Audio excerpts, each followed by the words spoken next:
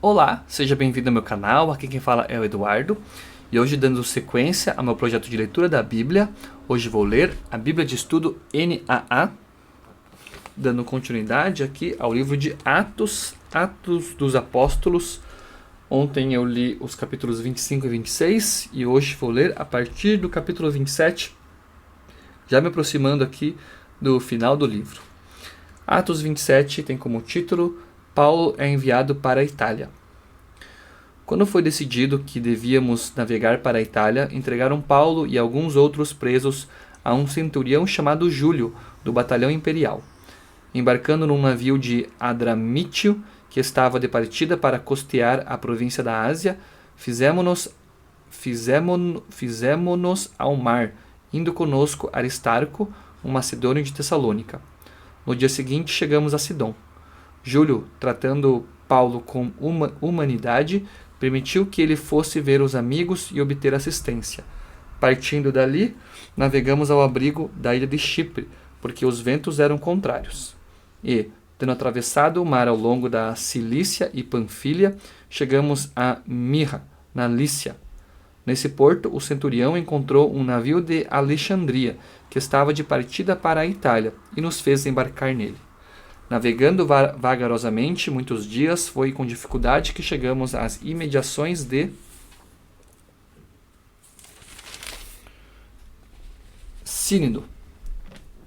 Quínido, não nos sendo permitido prosseguir por causa do vento contrário. Navegamos ao abrigo de Creta, na altura de Salmona. Costeando a ilha com dificuldade, chegamos a um lugar chamado Bons Portos, perto do qual estava a cidade de Lazéia.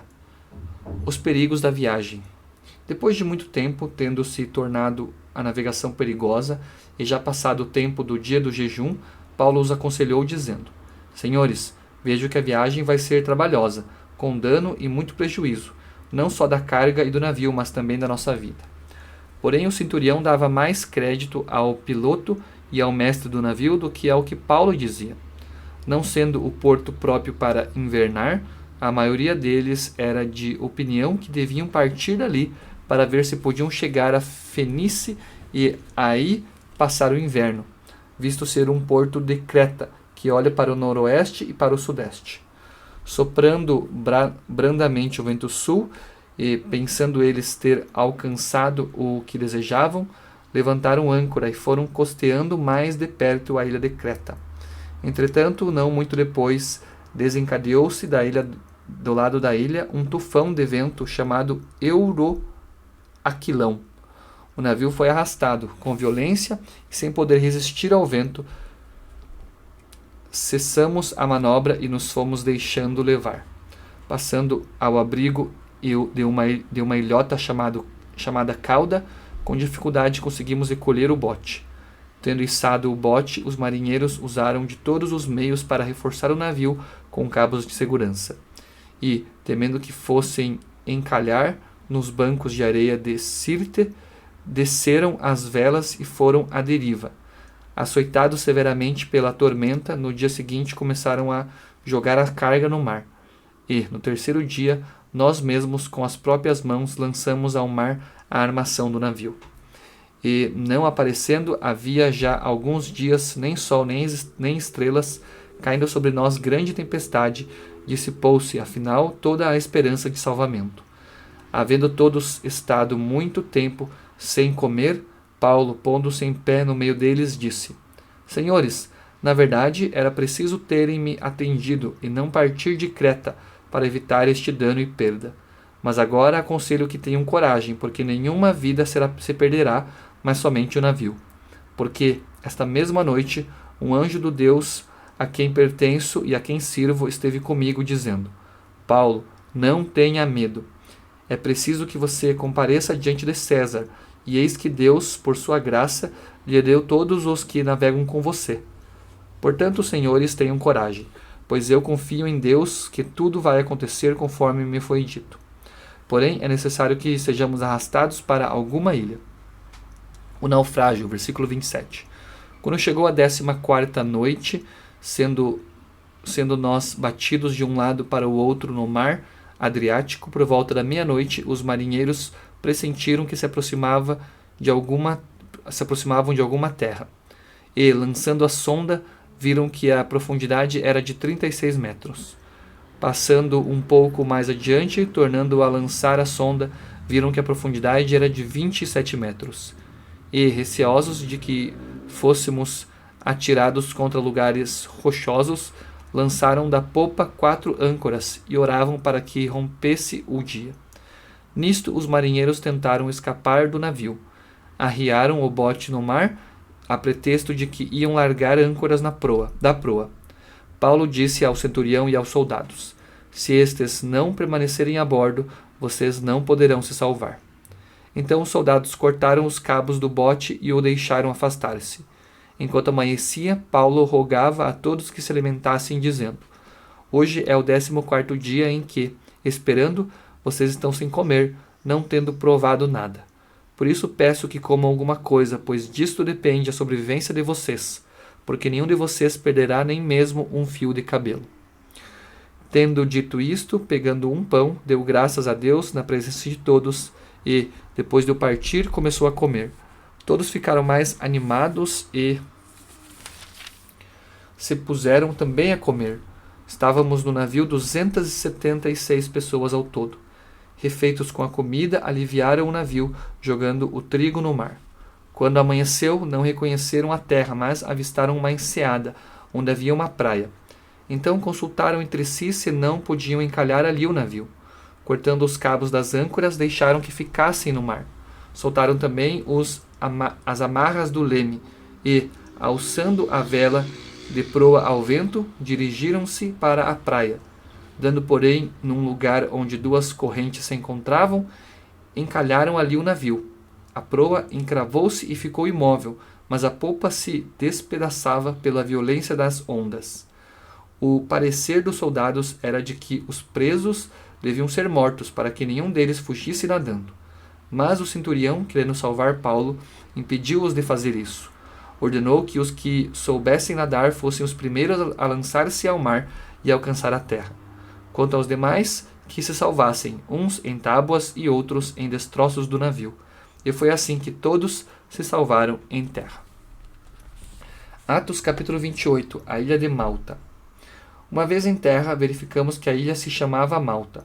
Os navios nos trataram com singular humanidade, porque os nativos nos trataram com singular humanidade, porque, acendendo uma fogueira, acolheram a todos nós por causa da chuva que caía e por causa do frio. Tendo Paulo ajuntado e atirado à fogueira um feixe de gravetos, uma víbora, fugindo do calor, prendeu-se na mão dele. Quando os nativos viram a víbora pendurada na mão de Paulo, disseram uns aos outros: certamente este homem é assassino, porque, salvo do mar, a justiça não o deixa viver. Porém ele, sacudindo a víbora no fogo, não sofreu mal nenhum. Mas eles esperavam que Paulo viesse a inchar ou a cair morto de repente. Depois de muito esperar, vendo que nada de normal lhe acontecia, mudando de opinião, diziam que ele era um deus.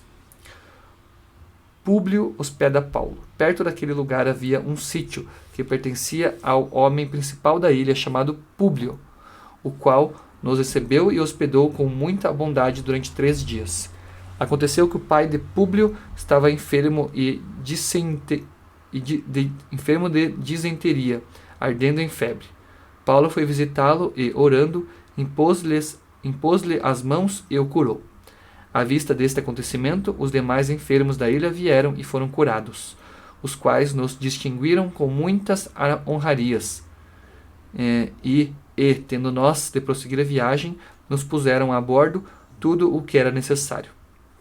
A continuação da viagem. 3 meses depois, embarcamos num navio de Alexandria, que tinha passado o inverno na ilha.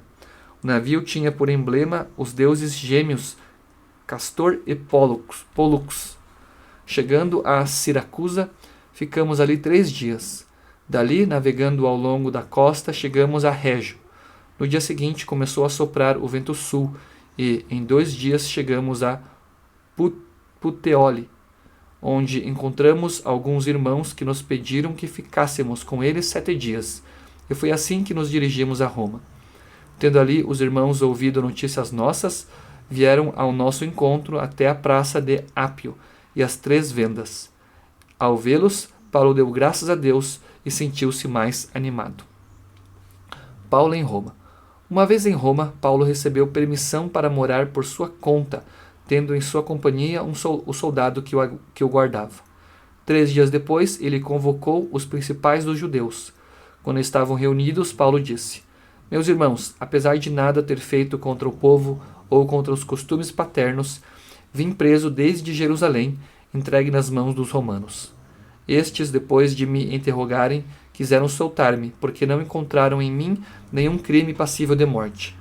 Diante da oposição dos judeus, fui obrigado a apelar para César, não tendo eu, porém, nada de que acusar a meu povo. Foi por isso que pedi para vê-los e para falar com vocês, porque é pela esperança de Israel que estou preso com esta corrente. Então eles lhe disseram: Nós não recebemos da Judéia nenhuma carta que falasse a respeito de você.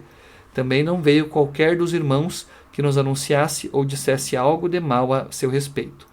Mas gostaríamos de ouvir o que você pensa, porque sabemos que em todos os lugares essa seita é contestada. Paulo prega em Roma. Tendo ele marcado um dia, foram em grande número ao encontro de Paulo no lugar onde ele residia. Então, desde a manhã até a tarde, lhes fez uma exposição em testemunho do reino de Deus, procurando persuadi-los a respeito de Jesus, tanto pela lei de Moisés como pelos profetas. Houve alguns que ficaram persuadidos pelo que Paulo dizia. Outros, porém, continuaram incrédulos. E, havendo discordância entre eles, começaram a ir embora. Mas, antes que saíssem, Paulo disse estas palavras: Bem falou o Espírito Santo aos pais de vocês, por meio do profeta Isaías, quando disse: Vá a este povo e diga: Ouvindo, vocês ouvirão e de modo nenhum entenderão. Vendo, vocês verão e de modo nenhum perceberão. Porque o coração deste povo está endurecido.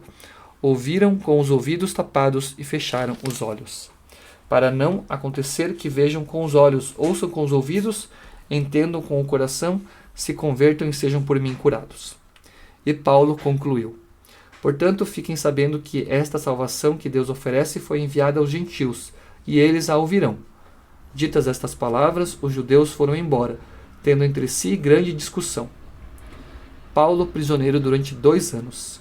Durante 2 anos, Paulo permaneceu na sua própria casa, que tinha alugado, onde recebia todos os que o procuravam. Pregava o reino de Deus e, com toda a ousadia, ensinava as coisas referentes ao Senhor Jesus Cristo, sem impedimento algum. Essa daqui então foi a leitura de Atos dos Apóstolos, os 2 capítulos finais, capítulos 27 e 28, hoje lendo a Bíblia de Estudo NAA, no meu projeto de leitura bíblica diária. Agradeço por você estar me acompanhando, fique com Deus e até o meu próximo vídeo.